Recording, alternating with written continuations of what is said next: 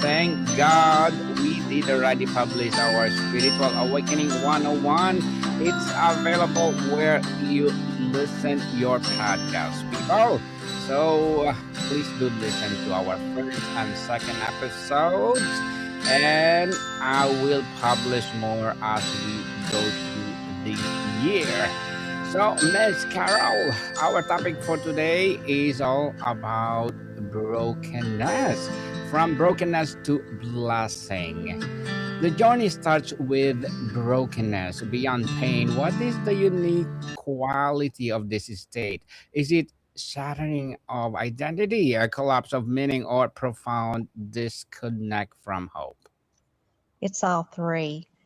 I've been broken once in my life, and it felt like an empty shell of who I previously was. It's like a raw nerve exposed, and there's no relief. The pain is worse than a third-degree burn. You feel no relief or hope. No one fully understands the state that you're in. No medicine or surgery will fix it. It's like you are no longer tethered. You're shattered. You feel like you're in a different reality. You may feel that God has deserted you, but God has not. Life doesn't make sense because you're disconnected from everyone and everything. It's not depression. It can cause a dark night of the soul that lasts many seasons. It brings you to your knees repeatedly. Certainly, people, brokenness is not a merely pain intensified. It's a rupture in the inner architecture of a person's life. It carries the quality of a shattered identity, where the familiar story of who one is I can no longer be sustained, leaving the self suspended between what we has collapsed and what has not yet emerged. So, Miss Carol, in our fixed it fast culture, how do you help someone distinguish between a normal life and challenge and a kind of brokenness that necessitates a complete transformational journey, not just a quick repair? I'm not a therapist, so I can't say fully, but I've had friends who's had little problems and some with major ones. I've seen my friends struggle with things that most people don't. When someone is in a desperate or despondent state, they that would tell me that they need more help than a lay person can offer. When someone doesn't heal from brokenness and moves on before they're ready, it's a recipe for disaster. I've seen it done and I've done it. It creates an internal tornadic disaster. And a gift I now recognize is when I see people staying on the hamster wheel who opted for quick repair instead of staying on their healing path. Someone who needs complete transformation may not leave their home and push people away. People often move from A to Z without doing the work in between, therefore, they remain broken.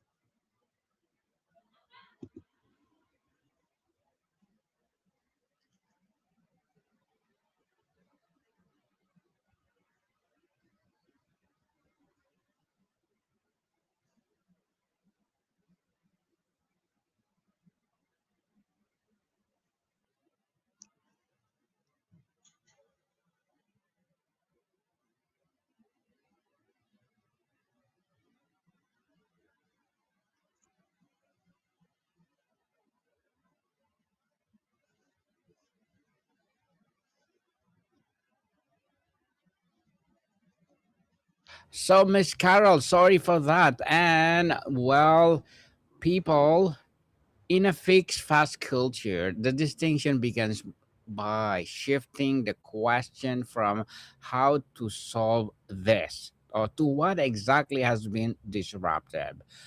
A normal life challenge, however painful, it still leaves a person core identity, meaning a capacity for hope intact. The problem feels external or situational and solutions, time, effort, advice, or skill, it can reasonably restore balance. So sorry for that glitches, people. So, Miss Carol, you've likely seen many forms of brokenness. Is there a common hidden gift or clarity that often appears only in the absolute depth and people miss when they try to scramble out too quickly? I believe different forms of these depths are depression, grief, failure, and crisis. There's a real gift that people often miss. In absolute depths, the noise falls away. Status, others' opinions, surface goals. You're left with what actually matters to you. Real priorities are visible.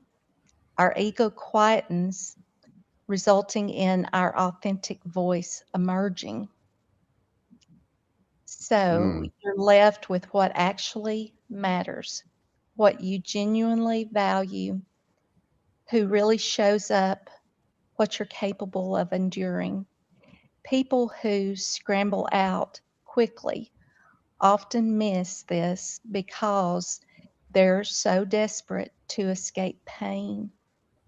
When they rush, they don't fully integrate what they've learned, or they overlook the opportunity to make different choices from a clear vantage point. They rush back to the perceived normal and rebuild the same life that may have contributed to the crisis without integrating what they've learned. Very well said, Miss Carol. Very well said indeed. Yes, there is a quiet, easily missed gift that often appears only in the deepest layer of brokenness. Sorry, excuse me. And it tends to vanish when people rush to escape clarity without illusion.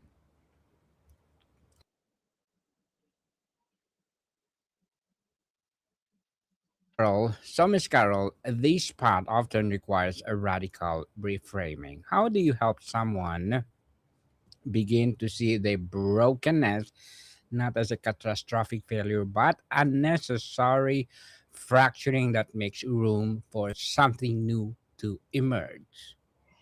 Catastrophic is one way of phrasing failure. If my life hadn't imploded, I wouldn't have fractured and broke. Everything I went through, no matter how difficult, has caused me clarity and become so much more than I was before. I can now talk about the level of brokenness I experienced, and it helped me to continue to heal. I hope by sharing that it helps others to know that they can too. And I lacked faith before. God redeemed me and healed my brokenness, that I didn't think it was going to be possible. I'm resilient and have unconditional love for humanity. Know that your story continues in spite of the level of brokenness. So there is light at the end of the tunnel. Saying that, when you have a catastrophic event in your life, unless you work on your healing, something won't miraculously appear. It takes shadow work to reemerge as a better version of yourself. A better version of yourself. Very well said, Miss Carol. Yes, there's a common, often overlooked gift that tends to surface only in the deepest layers of brokenness: unfiltered clarity. When people reach the absolute depth, the usual distractions, roles, and self justifications fall away, revealing what is genuinely essential and what was merely sustaining an image of expectation.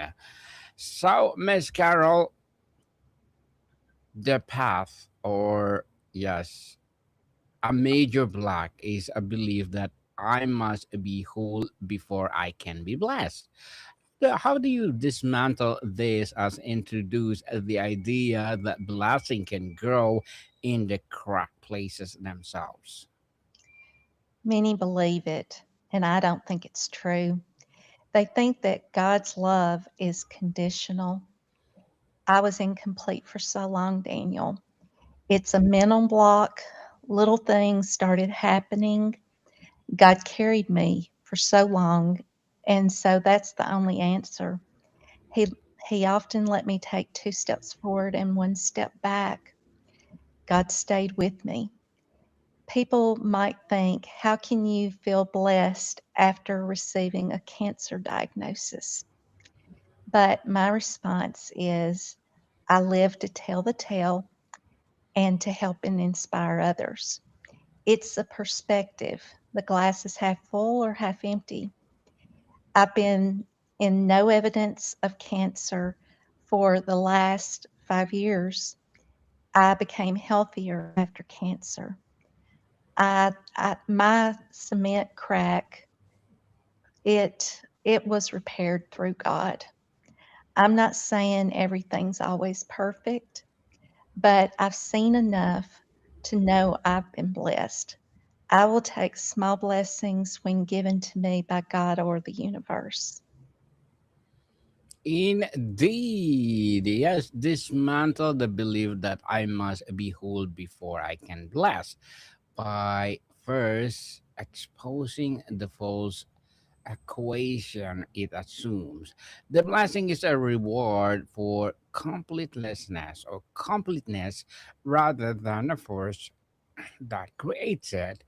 This belief quietly treats wholeness as prerequisite, when in our reality, wholeness is almost always the outcome of being met or sustained and transformed within fracture. You help someone see this by reframing blessing not a divine or existential approval, but as a presence, provision, and growth that others arrives precisely where strength has failed. So, speaking of blessings, Miss Carol, blessing can be sounds passive, like something that happens to you. In your framework, is it a blessing more about receive grace, cultivate insight, or empowered action? How does one participate in its survival? Sometimes the light of good luck just shines on the person, which is wonderful when it happens. I think it's received grace, but we all have free will and free choice while we're here. And a choice can cause um, it can cause different outcomes, broken versus perseverance.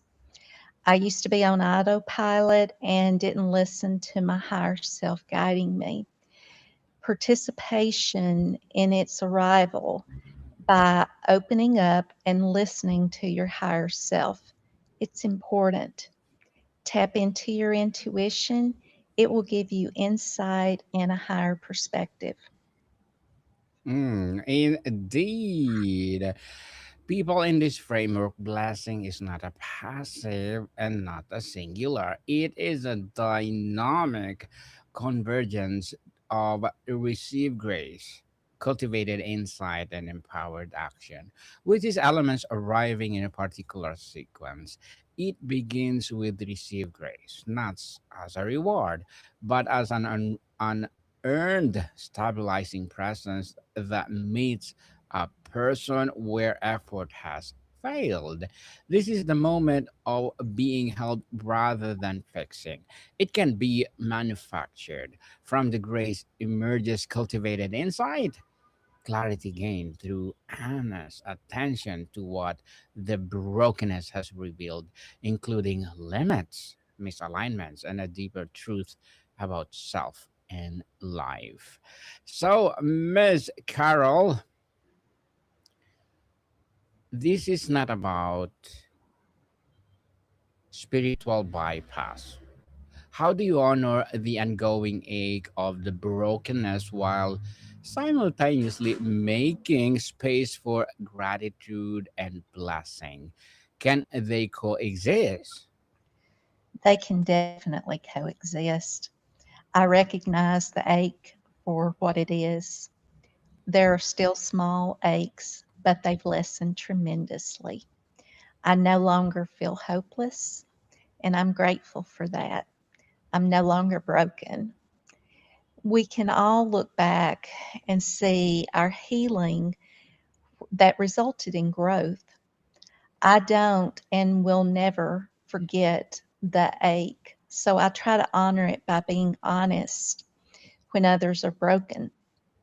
Brokenness rebuilds us into a better, authentic version of who we are, which allows for thankfulness and blessings in our lives. Pieces of myself were glued together for years. The glue was damp for so long, and now it's almost dry. Through healing, you should stay in an attitude of gratitude that opens up possibilities. And I believe that's part of it, acknowledging the suffering and seeing it for what it is. Indeed, yes, they are coexist people, as Miss Carol said. And honoring the coexistence is precisely what prevents spiritual bypass. They are key to stop treating ache and gratitude as opposite of competing for dominance, and instead understanding them as a parallel truth held as the same interior space. Ongoing brokenness deserve to be named and respected. The ache is not a problem to be eliminated, but a signal that something meaningful was lost, changed, or remained unsolved. So, Miss Karen, in a practical daily grind of healing, what is the most underrated tool or practice for studying oneself on this path? Is it from of journaling, community practice, or a somatic technique?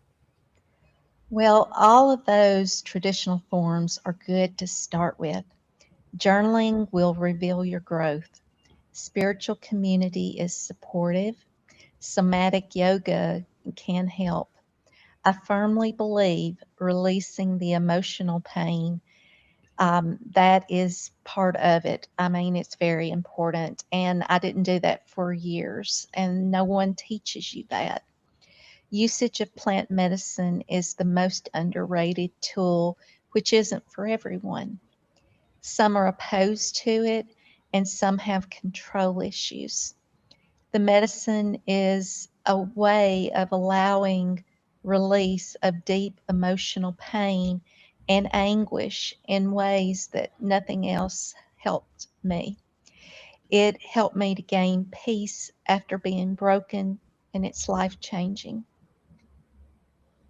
Are life changing for sure. The most underrated tool in the daily grind of healing is consistent, embodied self atonement and a practice that quietly integrates reflection, relational grounding, and bodily awareness rather than privileging only one of them. Journaling is a powerful not when analyzed endlessly, but when it helps a person name what is actually present each day without fixing it. Community is stabilizing not when it aff- uh, offers or offers advice, but when it provides regulated presence and witness. Somatic practices matters not as a techniques to calm down quickly, but as ways of teaching the nervous system and that the present moment is survival. So, Miss Carol, what is the role of help community? Can this journey be made alone, or is it a blessing often mediated through the care of witness of others? I don't think anyone crosses the line alone. We usually receive help from others and many times from our church or spiritual community. Family and friends listen to us and they're there for us when we're broken. We see people struggle, so we should help others when it's needed. I found more support through spiritual community than church. And if you are assisted through others' blessings, reciprocate as you can. Blessings are different for each person. Definitely, individually, we have a different blessings, and thank God for all those blessings. Help and community play structural, not optional role in this journey. While certain aspect of brokenness must be faced inwardly and alone, no one else can feel your pain, making meaning for you, or choose your next step. The journey itself can be completed in isolation without distortion. Prolonged aloneness tends to turn pain inward. Shrinking perspectives is a hardening self judgment. So, Miss Carol, my last question, last but not the least, how does one recognize and receive blessings when they are distinguished as a difficult lesson, a closed door, or unexpected burden? Well, you may not always recognize it, but by opening up your intuition, that's the biggest identifier for me. The thing is, we all have intuition. That's the first step. Pray to be shown discernment. Sometimes your observation of life circumstances may feel like deja vu. It's a recognizable step. Pay attention. We signed up for lessons that we encounter in this lifetime, and that's part of why we're here. After you successfully graduate from a difficult lesson, you should be grateful to not visit it anymore, which is a blessing. Closed doors have a tendency to reopen, so the door opens might become a blessing later. Karmic challenges and perceived burdens can turn out to be some of the greatest blessings. You become more in tune with how cycles work. Sometimes we're our own worst victim. Positivity matters too. Indeed, people. At the heart of this journey is the recognition that brokenness is not a detour from life, but a threshold into a deeper truth. What feels like loss, delay, or fracture is often,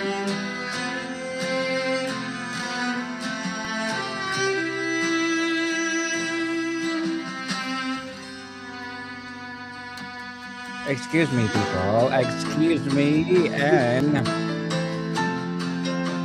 as I said, this fracture is often a dismantling of what could no longer hold, making space for clarity, honesty, and more sustainable form of hope. Blessing in its light is not something that waits on the other side of perfection. It moves quietly through the cracks, through the presence, insight, relationship, and courage to stay with what is real. So, Miss Carol, would you like to plug in something? You can find me on my website at healingsacredwounds.com. And also, I'm doing beginning spirituality videos on BC Pitt on Facebook. So look me up. Yes, people, let's support Miss Carol Pete or visit Pete because if you support her for sure, more and more spiritual awakening 101 will rise. So, Miss Carol, thank you so much for your time. As always, thank you for letting me be here. Monica people, see you soon.